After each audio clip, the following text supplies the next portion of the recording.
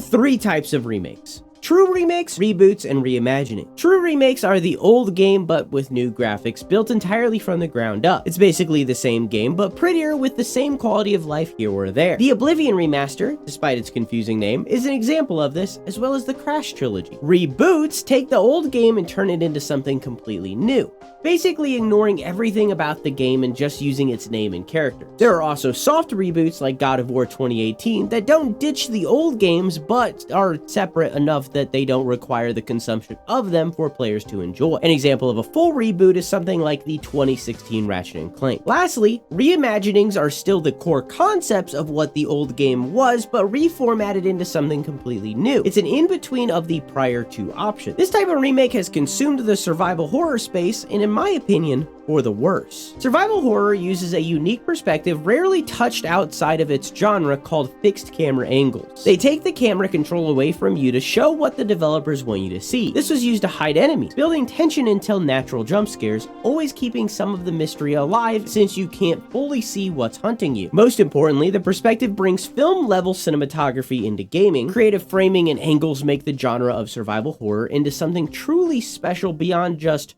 horror but you have a gun, like it's turned into after Resident Evil 4 in 2005, which is when the perspective was all but abandoned. Now, every remake of Resident Evil chooses the third-person perspective, becoming a reimagining. Silent Hill followed its example, as did Fatal Frame. Resident Evil 1's remake in 2002 was the last to stay true to its roots, instead of becoming a generic third-person action game like every other AAA game that releases. They've left it to the indies to pick up the slack, most of which play off of the nostalgia of people who loved these games, art style and all. This isn't a bad thing, the games are fantastic and I love this art style, but this perspective shouldn't have to be viewed as something old, something left in the past. Instead of remaking something old and advancing it to the modern day, they're creating unfaithful remakes that cannot grasp a large reason of what made them great in the first place. If you'd like to hear more about cameras in video games and the perspectives they give, click this video right here.